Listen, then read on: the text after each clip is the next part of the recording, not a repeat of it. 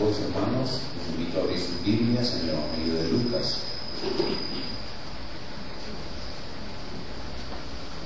Regresamos a nuestro estudio expositivo y consecutivo en el Evangelio de Lucas, después de una pausa más o menos larga.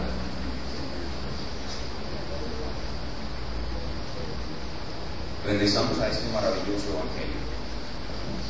Y vamos a leer los versículos en el capítulo 22, los versículos 31 al 34, y luego terminaremos en los versículos 54 al 62. Lucas 22, 31 al 34, y luego pasaremos del 54 al 62. Al exponer el Evangelio de Lucas capítulo por capítulo, versículo por versículo, que es lo que hemos estado haciendo por varios años, leeremos la palabra de Dios, la explicaremos y la aplicaremos a nuestras vidas, y eso es lo que se conoce como predicar expositivamente. Vamos a leer la palabra de Dios, Lucas 22, del 31 al 34, y continuaremos 54 al 62. Esto es la palabra de Dios. Dijo también el Señor: Simón, Simón, he aquí Satanás os ha pedido para zarandaros como a trigo, pero yo he rogado por ti que tu fe no falte, y tú, una vez vuelto, confirma a tus hermanos. Él le dijo: Señor, dispuesto estoy a ir contigo no solo a la cárcel, sino también a la muerte. Y él le dijo: Pedro, te digo que el gallo no cantará hoy antes que tú niegues 3 veces que me conoces. 54. Y prendiéndole, le llevaron y le condujeron a casa del sumo sacerdote, y Pedro le seguía de lejos. Y habiendo ellos encendido fuego en medio del patio, se sentaron alrededor, y Pedro se sentó también entre ellos. Pero una criada, al verle sentado al fuego, se fijó en él y dijo: también éste estaba con él. Pero él lo negó diciendo: mujer, no lo conozco. Un poco después, viéndole otro, dijo: tú también eres de ellos. Y Pedro dijo: hombre, no lo soy. Como una hora después, otro afirmaba diciendo: verdaderamente también este estaba con él, porque es Galileo. Y Pedro dijo: hombre, no sé lo que dices. Y enseguida, mientras él todavía hablaba, el gallo cantó. Entonces, vuelto el Señor, miró a Pedro, y Pedro se acordó de la palabra del Señor que le había dicho: antes que el gallo cante, me negarás 3 veces. Y Pedro, saliendo fuera, lloró amargamente. Vamos a orar al Señor. Espíritu Santo, este pasaje es demasiado personal y profundo en la persona, para la persona quien lo recibe. Fue personal y profundo lo que sucedió y se narra en este pasaje para el apóstol Pedro, y es personal y profundo cuando tu Espíritu Santo lo aplica en la congregación de los santos para hacer la misma obra que hiciste en Pedro en aquel entonces, hacerla hoy en cada uno de nosotros. Te rogamos que así sea, en el nombre del Señor Jesucristo. Amén. Estamos en las últimas horas de vida del Señor Jesús sobre la tierra. El Señor está con sus discípulos en el aposento alto y ya ha hecho varias cosas que ya hemos visto. Ya Él lavó los pies de sus discípulos dando ejemplo de humildad, ya propició la salida del traidor, ya transformó la Pascua en Santa Cena y ya lidió una vez más con el pecado del orgullo en sus discípulos. ¿Recuerdan el orgullo punta de diamante que se manifestó en ellos cuando ellos disputaban cuál de ellos sería el mayor en el reino de los cielos? En estas últimas horas de Jesús en el aposento alto, Él está padeciendo un fiero ataque de Satanás. está en estas últimas horas Satanás atacándolo con fortaleza, con todo su poder, pues como Jesús mismo dice en otro lugar, esta es la hora de las tinieblas. Satanás acababa de atacarlo, estimulando el orgullo de sus discípulos en la disputa sobre quién de ellos sería el mayor. Ahora va a atacarlo de nuevo, pero de otra manera. Otra vez va a atacar a sus discípulos, pero en especial a Pedro. Y otra vez va a atacarlo por medio del orgullo. El orgullo es un pecado en el cual Satanás se apoya mucho. Él es experto en estimular el orgullo de los creyentes. Ahora va a tomar a Pedro, va a estimular su orgullo otra vez y lo va a atacar de tal manera que lo va a hacer padecer la más dolorosa y estruendosa caída de toda su vida como cristiano. Pero veremos en este pasaje cómo el Señor Jesucristo usa la caída de Pedro para vencer el orgullo de Pedro y hacerlo avanzar grandemente en santificación, en la búsqueda de la humildad. Vemos cómo la sabiduría invencible del Señor usa la caída de Pedro para el bien de Pedro, para vencer su orgullo y hacerlo avanzar en humildad como nunca lo hubiera podido hacer de otra manera. Lo que vemos en el pasaje es que en muchos cristianos Cristo vencerá el orgullo solamente con una o varias estruendosas caídas. Algunos de nosotros necesitaremos, para ser santificados, y esto es algo paradójico, una o varias estruendosas caídas, lo que hemos llamado en otros mensajes experiencias humillantes. Nosotros podemos ser librados del orgullo por la instrucción, podremos ser librados del orgullo por el ejemplo, podremos ser librados del orgullo por el estímulo a ganar recompensas, pero el orgullo es tan poderoso que en la más gran mayoría de nosotros solo seremos librados de él. Solo podrá Cristo triunfar sobre nuestro orgullo cuando nos someta Él a una, dos o varias experiencias humillantes. Las experiencias humillantes son absolutamente necesarias para alcanzar la humildad, para que Cristo tenga victoria sobre nuestro orgullo.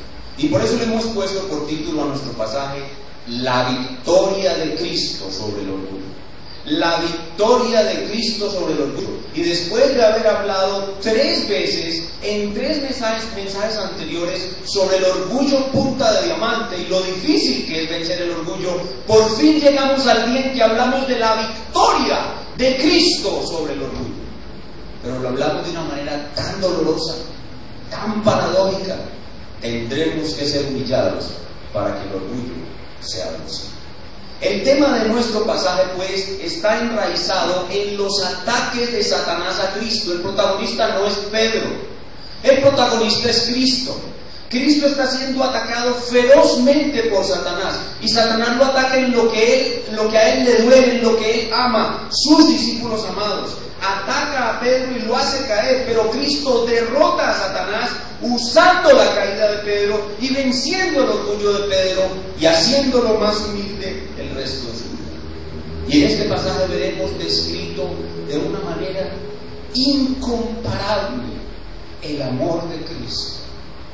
El amor de Jesús se refleja aquí de una manera incomparable. Ese amor con que protegió a sus discípulos hasta el fin. Pero también vemos aquí el gran perdón de Cristo. De una manera incomparable se ve su perdón. Y aquí en este pasaje vemos la poderosa restauración de Cristo a sus discípulos caídos. Hermanos, este pasaje muestra realmente a Cristo de una manera enorme, su amor, su perdón y su restauración en un poder incomparable. Y para estudiar nuestro pasaje lo vamos a dividir en 4 sencillos puntos. Lo primero que veremos es el orgullo advertido. En los versículos 31 y 32 Jesús advierte a Pedro sobre la manifestación de su orgullo a través de una prueba. El orgullo advertido. En segundo lugar veremos el orgullo manifestado. Versículos 33 y 34, cuando Pedro es advertido, él en vez de atender la advertencia, sale a flote su orgullo. Orgullo advertido, orgullo manifestado. Luego veremos el orgullo humillado, con 3 estruendosas caídas. El orgullo de Pedro es humillado, versículos 54 a 60, y finalmente el orgullo derrotado. El orgullo derrotado cuando Pedro llora amargamente, evidenciando un verdadero arrepentimiento. El orgullo de Pedro comienza a ser derrotado. Veamos pues en primer lugar el orgullo advertido, versículo 31. Dijo también el Señor: Simón, Simón, he aquí Satanás os ha pedido para zarandearos como a trigo. Noten en primer lugar la repetición del nombre Simón. Cuando en la Biblia Dios o Jesús repite un nombre para dirigirse a alguien, eso significa que Él lo ama. Hay una relación entrañable de amor entre esa persona y Dios. Abraham, Abraham. Abraham era amigo de Dios. Samuel, Samuel. Marta, Marta. Simón, Simón. Y utiliza la palabra, el nombre Simón y no Pedro. Noten ustedes eso. No le dice Pedro, Pedro, sino Simón, Simón. Porque lo que va a suceder a continuación es un avivamiento o un resurgimiento de la vieja naturaleza de Pedro. Su nombre natural es Pedro, su nombre transformado es, Simón es su nombre natural, su nombre transformado es Pedro. Lo que va a suceder es una aparición de su vieja naturaleza. Pero lo que vemos aquí en esa expresión es el profundo amor que Jesús tiene por Pedro. Lo segundo que debemos notar en este primer versículo es que Satanás tiene que pedir permiso para hacer algo en el pueblo de Dios. Dice: Satanás os ha pedido. Ese pronombre os es la abreviación de vosotros. O sea que lo que Satanás está pidiendo aquí no es solamente a Pedro, él pidió a todos los 11. Satanás os es plural, es decir, que Satanás pidió a todos para zarandearos como a trigo. Aquí tenemos que notar que Satanás es un enemigo totalmente limitado. Satanás no puede hacer lo que quiera en el pueblo de Dios. Incluso tiene que pedir permiso. ¿Y por qué pidió permiso para zarandearlos a los 11 y especialmente a Pedro? Bueno, porque los 11 eran el objeto del amor de Cristo y él es enemigo de Cristo. Pero especialmente pidió a Pedro porque probablemente Pedro era el líder de los 12, el liderazgo de Pedro sobre ellos era indiscutible y porque probablemente Pedro era el más orgulloso de todos. La palabra zarandearos como a trigo tiene que ver con la forma como procesaban el trigo. El trigo era machacado, molido, aventado, y eso indica violencia. La palabra zarandearos significa que lo que les va a suceder en las próximas horas es un ataque violento de Satanás. Este es el orgullo advertido. Y recuerden, esta advertencia en aquellas últimas horas antes de su muerte en la cruz, Jesús se las hizo a Pedro y a ellos más de una vez. Cuando veamos los pasajes siguientes antes de la cruz, veremos que esta advertencia se la hizo Jesús a ellos más de una vez. Y esta advertencia tiene dos partes. Tiene una parte mala que anuncia el ataque y la caída, y una parte buena que anuncia la protección del Señor. Por eso vemos aquí el amor protector del Señor Jesús a los suyos. Dice: como los había amado, los amó hasta el fin. Y ese amor es protección para ellos. Entonces, la advertencia tiene una parte mala que es el ataque, pero también una parte buena que anuncia la protección del Señor. Y ese es el verso 32. Pero yo he rogado por ti que tu fe no falte. Y tú, una vez vuelto, y ahí significa una vez vuelto a mí, confirma a tus hermanos.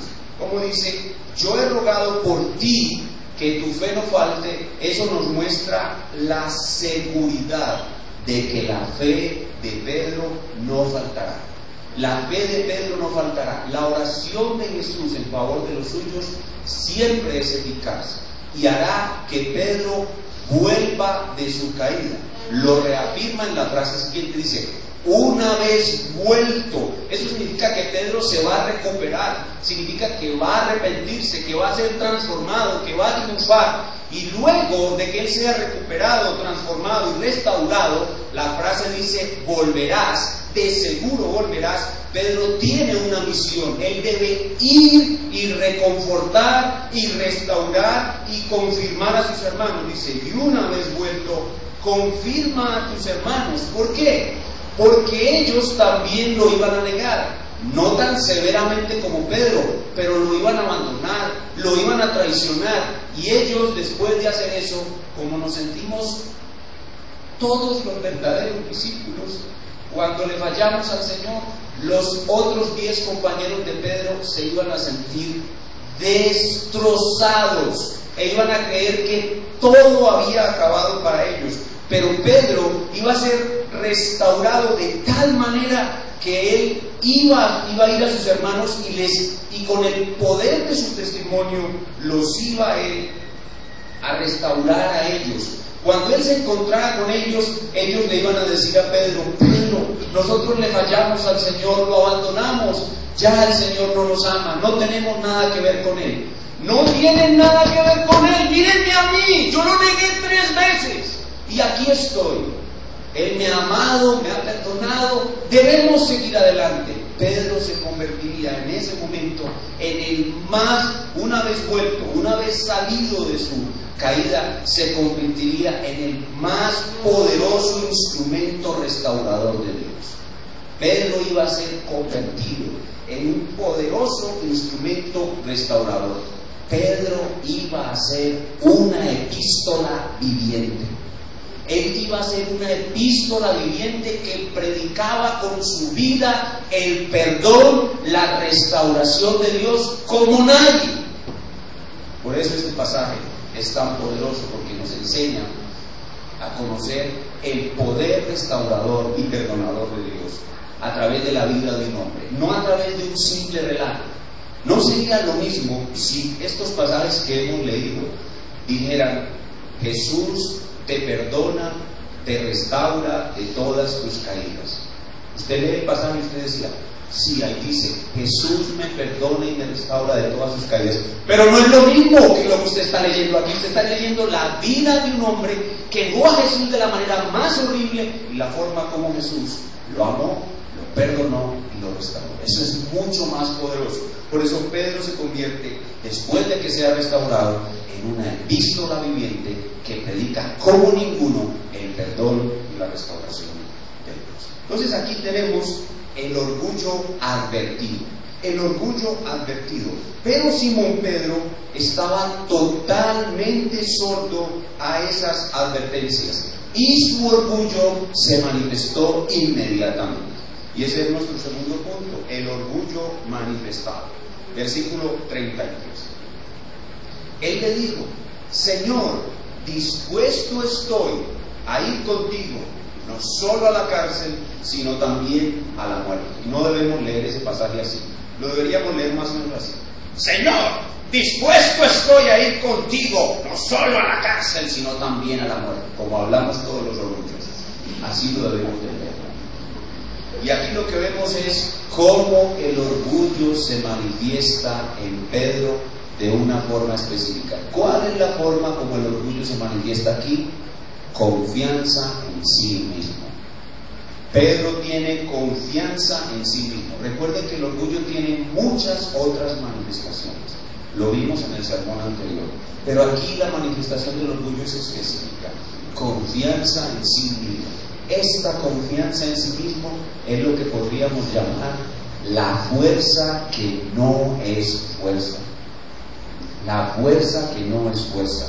La Escritura dice: maldito el varón que confía en el hombre y pone carne por su brazo. Eso es la fuerza que no es fuerza, es la confianza en mí mismo.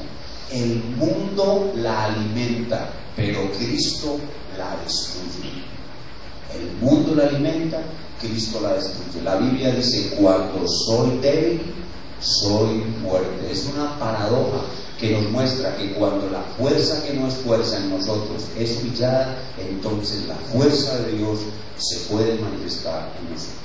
El orgullo de Pedro entonces se manifiesta de manera inmediata en forma de confianza en sí mismo, y el Señor Jesús le da una profecía que le reconfirma su protección, su amor y su restauración. Versículo 34. Y él le dijo: Pedro, te digo que el gallo no cantará hoy antes que tú niegues 3 veces que me conoces. Le reafirma que lo va a negar, pero antes le ha dado una poderosa profecía de perdón y restauración. Así que la advertencia es reafirmada cuando el orgullo es manifestado, pero la promesa sigue viva. Pedro será restaurado. Y ahora viene la parte más dolorosa. Primero vimos el orgullo advertido, luego vimos el orgullo manifestado, ahora vamos a ver el orgullo humillado. Comienza el proceso de humillación del apóstol Pedro. Versículo 54. Y prendiéndole, le llevaron y le condujeron a casa del sumo sacerdote, y Pedro le seguía de lejos. Y habiendo ellos encendido fuego en medio del patio, se sentaron alrededor, y Pedro se sentó también entre ellos. Cuando dice y prendiéndole, se refiere a Jesús. Prendieron a Jesús, y esta es la escena principal. Pedro aquí es un protagonista secundario. Lo de Pedro es secundario, pero queda registrado porque es importante para nosotros. Entonces, prendieron a Jesús, y dice el texto, Pedro le seguía de lejos. Pedro le seguía de lejos. Eso ya de por sí es una humillación. El hecho de seguirlo de lejos es para Pedro una humillación. ¿Por qué? Porque él se jactó mucho. Él se jactó en gran manera y apenas medio lo está siguiendo de lejos. Algún autor dice, Pedro se jactó mucho, oró muy poco, veló muy poco y se acercó muy poco.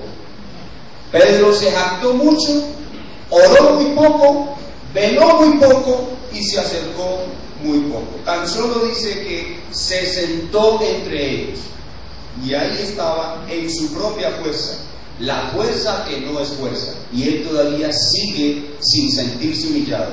En este momento Pedro ya está siendo humillado al tener que colocarse de lejos de su maestro. Por eso la humillación tiene que ser ahora más profunda. Continúa la humillación, versículos 56 y 57. Pero una criada, al verle sentado al fuego, se fijó en él y dijo, también éste estaba con él. Pero él lo negó diciendo, mujer, no lo conozco. Ahí comienza su humillación. Pedro peca por primera vez, pero su conciencia está totalmente anestesiada. Pedro ya ha pecado y no se da cuenta porque su conciencia está totalmente anestesiada. El texto no lo menciona, pero en Marcos 14:30 dice el Señor que el gallo cantará 2 veces. Es muy probable que entre esta primera y segunda negación el gallo haya cantado, pero Pedro está tan anestesiado por su pecado que no puede ver su pecado. Y aquí tenemos que entender que el pecado del orgullo y cualquier pecado produce en nosotros una terrible anestesia, lo que podemos llamar la anestesia del pecado. Y este puede ser un buen sermón para que lo predique un anestesiólogo. La anestesia del pecado. La anestesia del pecado es la incapacidad que tenemos para arrepentirnos después de que hemos pecado. Y esa anestesia del pecado puede durar años. En David, la anestesia del pecado duró más de 1 año.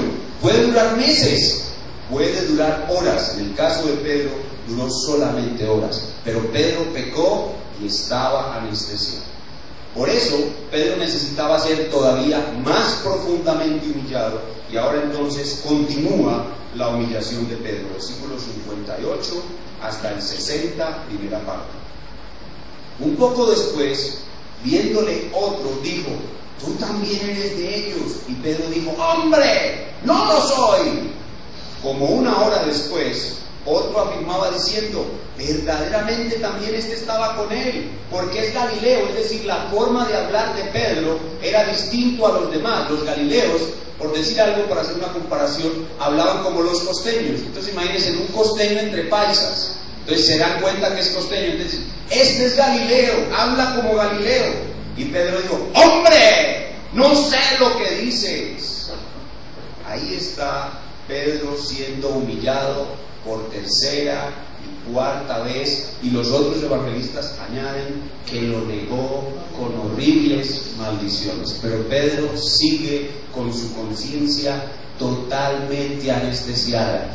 Pedro está humillado, pero él aún no se siente humillado, porque aún no ha comenzado la victoria de Cristo sobre el orgullo. La victoria de Cristo sobre el orgullo comienza cuando Cristo lleva a su discípulo a experimentar el arrepentimiento. Y para llevar a Pedro, Cristo, a experimentar el arrepentimiento e iniciar su victoria sobre el orgullo, Cristo diseñó 2 señales. Él preparó 2 señales para quitarle a Pedro la anestesia del pecado. Y esas 2 señales son el canto de un gallo y una mirada. El canto de un gallo y una mirada. Y eso nos lleva a nuestro cuarto y último punto: el orgullo derrotado. Ya vimos el orgullo advertido, vimos el orgullo manifestado y vimos el orgullo humillado.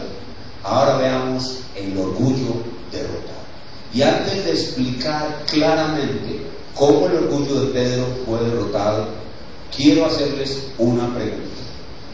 Lo que Pedro dijo que él haría en la fuerza que no es fuerza, es decir, en su orgullo, en su confianza en sí mismo, era: Señor, yo te seguiré aún hasta la muerte.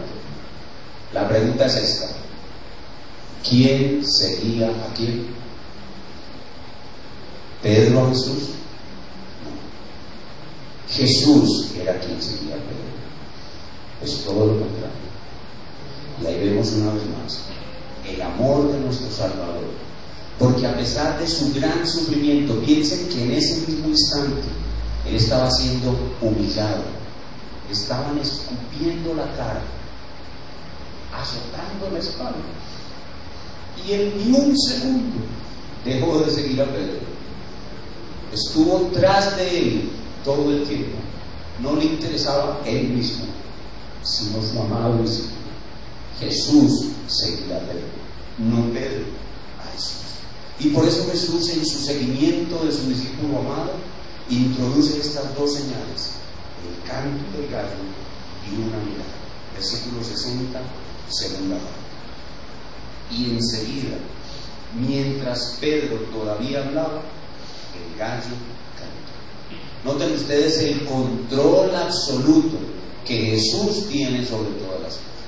Jesús es Dios, y Él articula las cosas en mi vida de tal manera que me lleven a donde Él quiere. Él introduce un gallo en mi vida, y a veces no es un gallo, a veces es una mujer. Señor, esta mujer que me diste, ¡qué gallo! Él introduce un gallo en tu vida para que te cante y para que te ayude a darte cuenta de tu propio orgullo. Otra vez es un jefe. Señor, ¿qué jefe? ¿Qué gallo es este jefe? Para moler tu orgullo, para limpiar tu orgullo. Un hijo duro, difícil.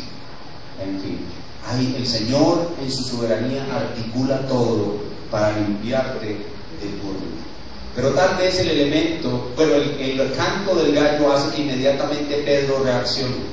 Con el segundo canto del gallo, Pedro ahora sí se siente humillado, y ahí comienza la victoria de Cristo sobre el orgullo. Pero tal vez el elemento más santificador y restaurador del Señor Jesús para su discípulo es su mirada, la mirada de Jesús. Versículo 61.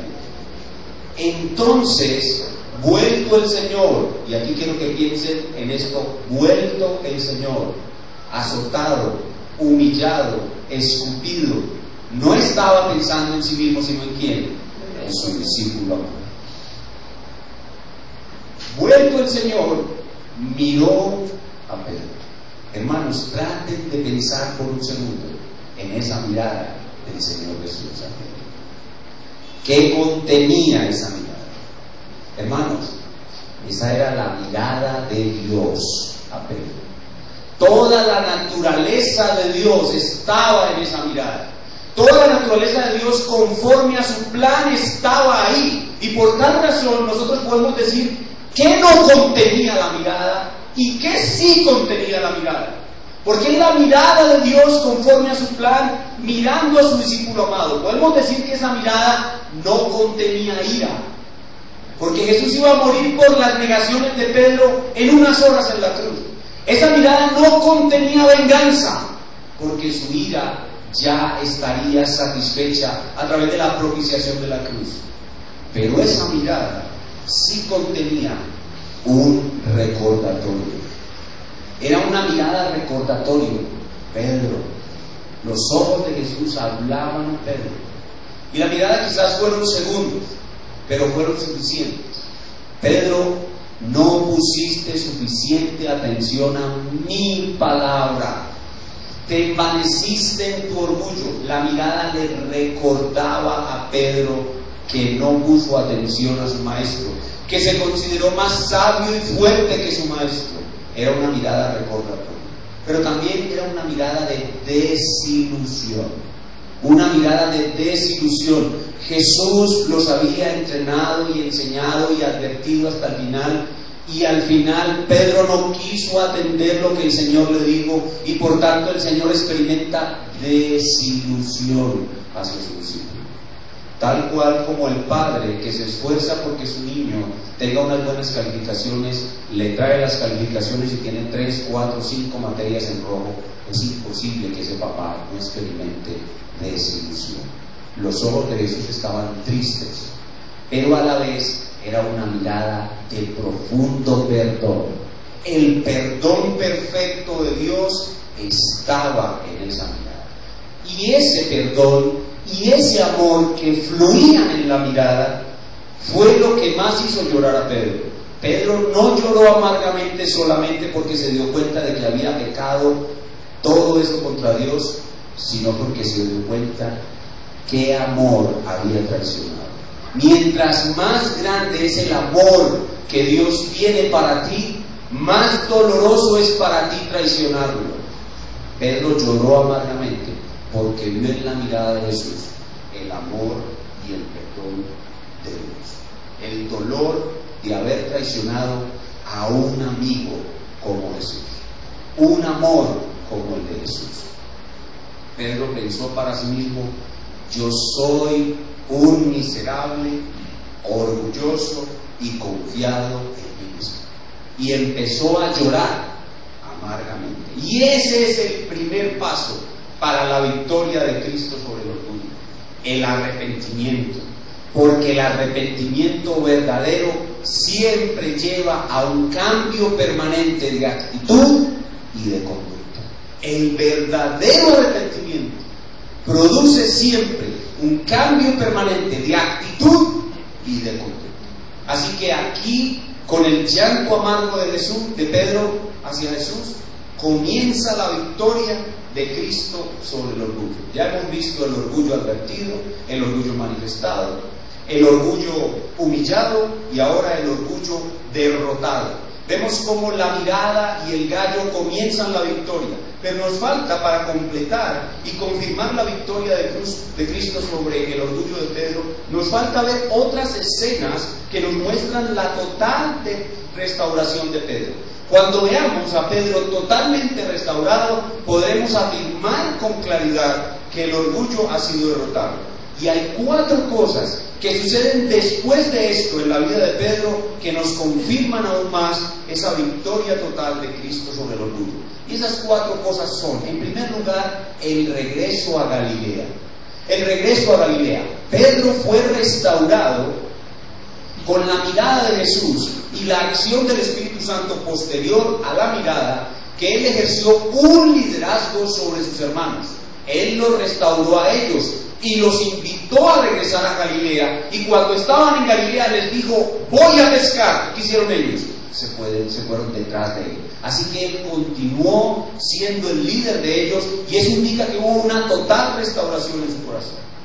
Otra evidencia clara de la victoria de Cristo sobre el orgullo es el desayuno en la playa. Una vez están pescando y no sacan nada, el Señor les aparece en la playa y el Señor completa la obra de restauración de Pedro y la victoria definitiva sobre su orgullo. Veamos Juan capítulo 21. La hermosísima escena de Jesús y el desayuno en la playa. El desayuno en la playa. Juan capítulo 21, versículos 15 al 17.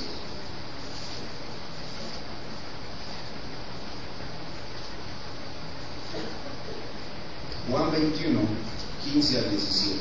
Estamos viendo cómo Jesús completa su victoria sobre el orgullo de Pedro.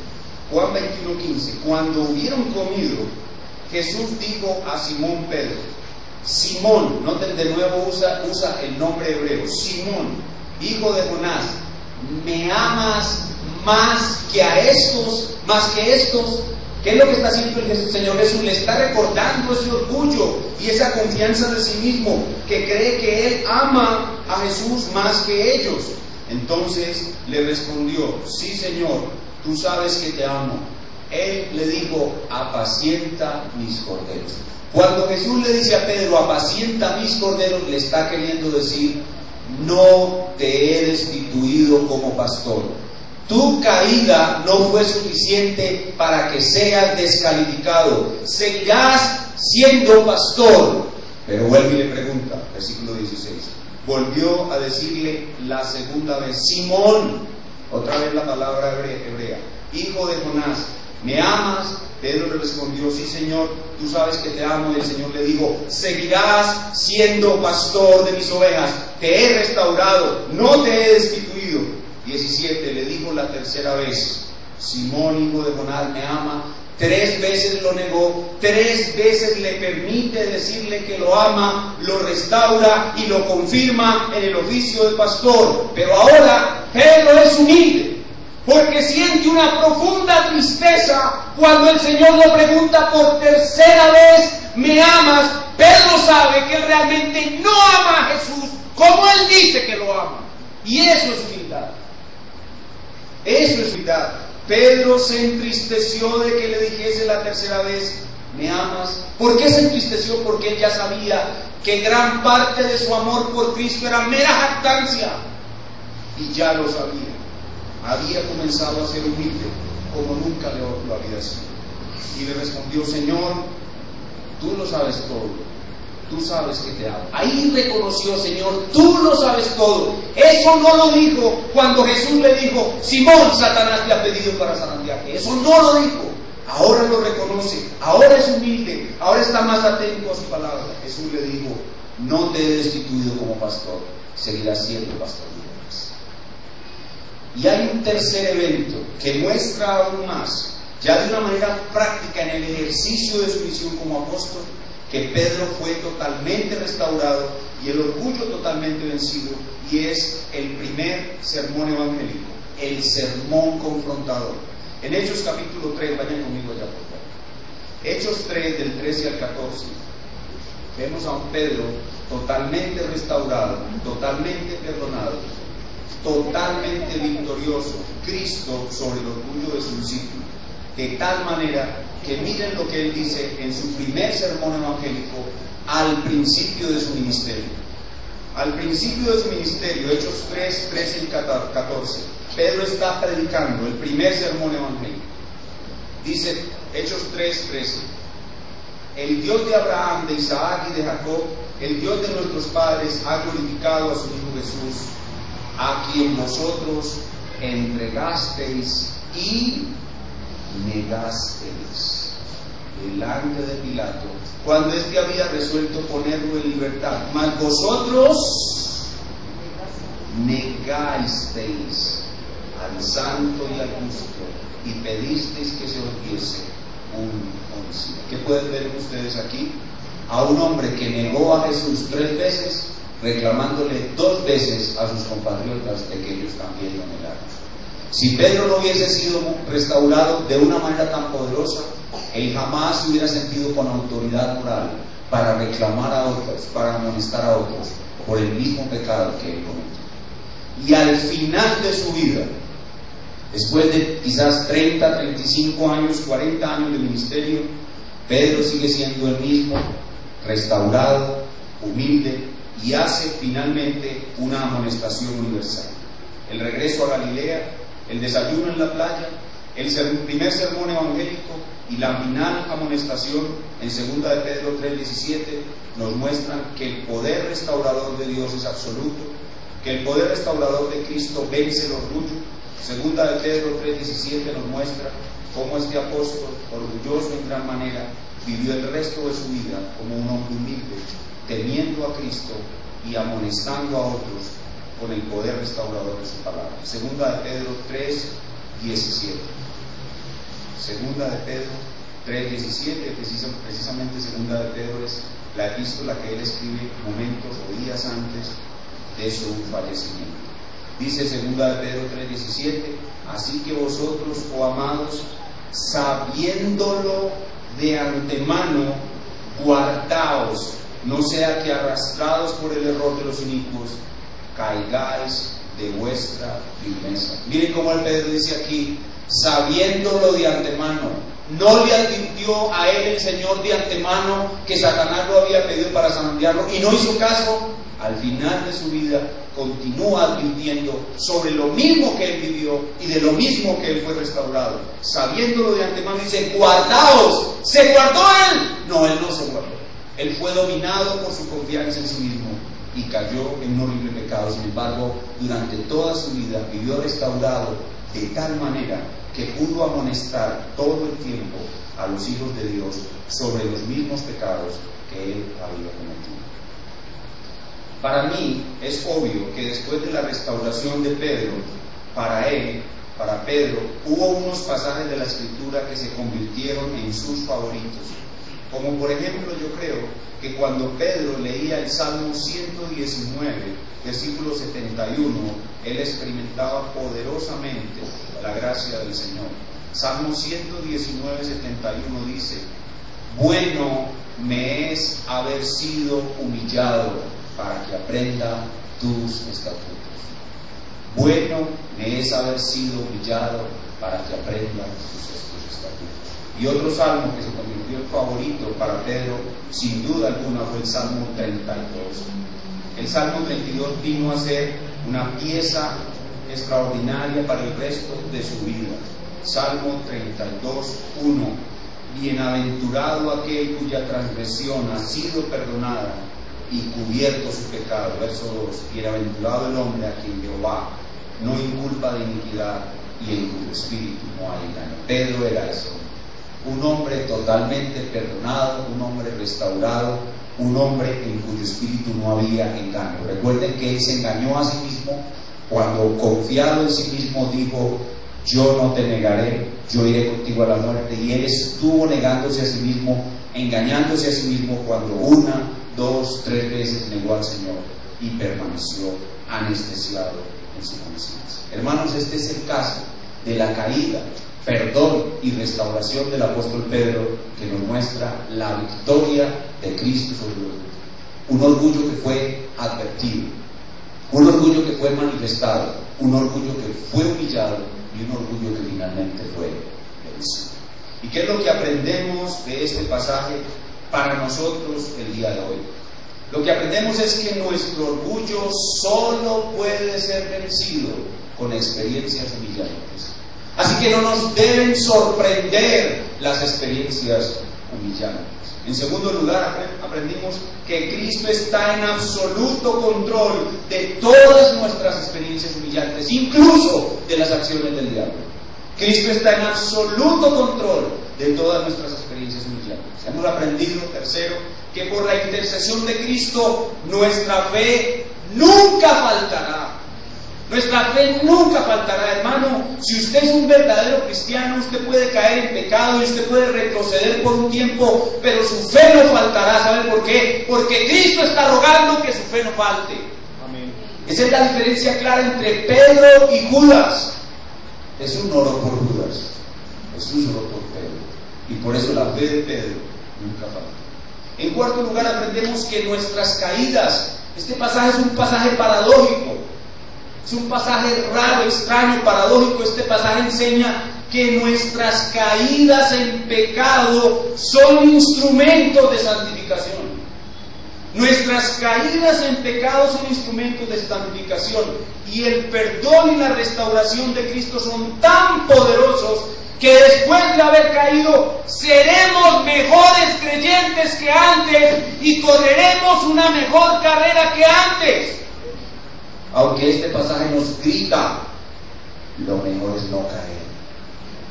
Lo mejor es no caer, pero será necesario que algunos de nosotros, por causa de nuestra profunda soberbia, caigamos.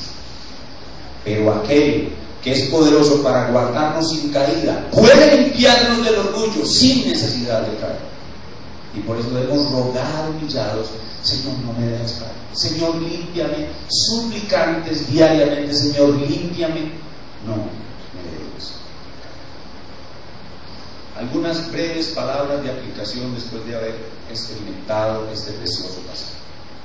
En primer lugar, cuando escuchamos este pasaje expuesto, lo primero que nosotros experimentamos es contrición, mucho dolor. Podemos vivir lo que Pedro vivió. Podemos experimentar ese llanto amargo porque, hermanos, nosotros hemos negado al Señor. Contrición, un dolor muy grande por nuestro orgullo. Todos nosotros sabemos que ese orgullo de Pedro es el mismo orgullo que está en nuestros corazones. El orgullo es una plaga enquistada en nuestros corazones. Y al ver lo que le sucede al apóstol, nos podemos identificar plenamente con él y sentir un profundo dolor que nos lleva a gritar: Señor Jesús, te necesito, límpiame de mi orgullo, de esa vana confianza en sí mismo. Señor, lloro amargamente delante de ti mi pecado. Pero este pasaje no solamente nos trae al arrepentimiento, a la contrición, a la penitencia, sino nos trae profunda esperanza. Porque en él vemos el poder perdonador y restaurador de Cristo como en ningún otro lugar. Así que este pasaje está cargado de esperanza, y algo más que esperanza, si usted ha sido ministrado por el Espíritu Santo: la seguridad de que usted será restaurado. Como dice el Salmo 32:8: te haré entender y te enseñaré el camino por donde debes andar. Sobre ti fijaré mis ojos. Y esto no es para montar una empresa y ser un gran empresario, aunque yo lo podía hacer. Esto es para vencer el pecado. Te haré entender tu orgullo, te haré entender el camino de la humildad, te haré entender el camino por donde debes andar. Oigan lo que dice: sobre ti fijaré ¿qué?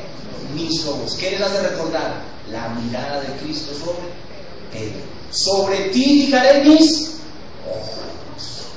Y esos ojos de Cristo nos llevarán al perdón, a la restauración, pero si Él quiere aún mejor, a no caer.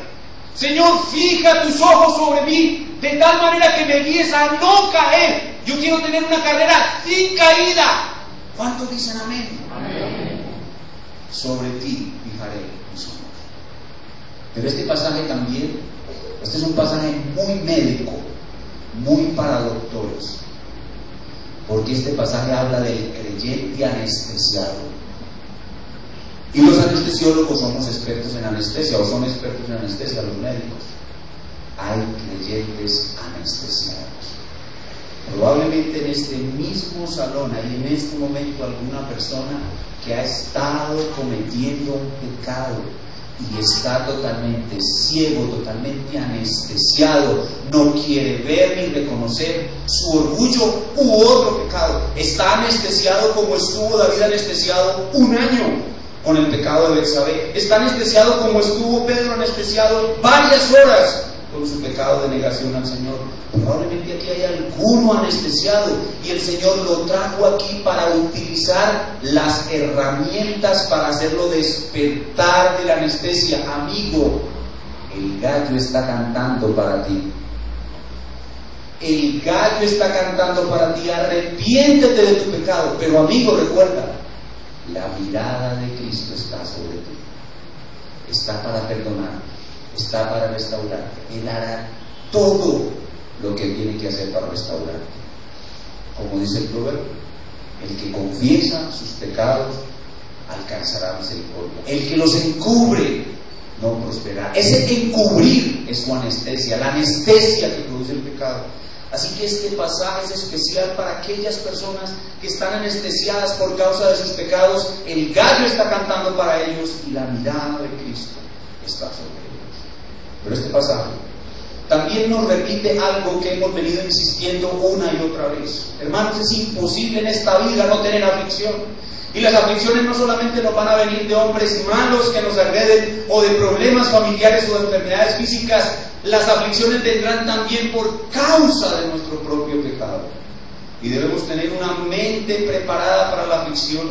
Y una mente preparada para la aflicción es una mente que tiene una buena reacción cuando caemos en pecado. ¿Qué es una buena reacción cuando caemos en pecado? Un arrepentimiento rápido.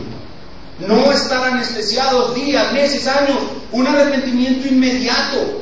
Luego del arrepentimiento, experimentar el poder perdonador y restaurador de Cristo. Y luego de experimentar el poder y perdón restaurador de Cristo, corregir la conducta, quitando lo malo y poniendo lo bueno. Y luego permanecer en esa conducta hasta el final de nuestras vidas, como vimos en el apóstol Pedro. Eso es tener una mente preparada para la aflicción, una mente que reacciona correctamente cuando caemos en pecado. Este pasaje nos dice: hijos, Dios nos dice, hijos deben tener una mente preparada para la aflicción, también para aquella aflicción que viene por causa del pecado.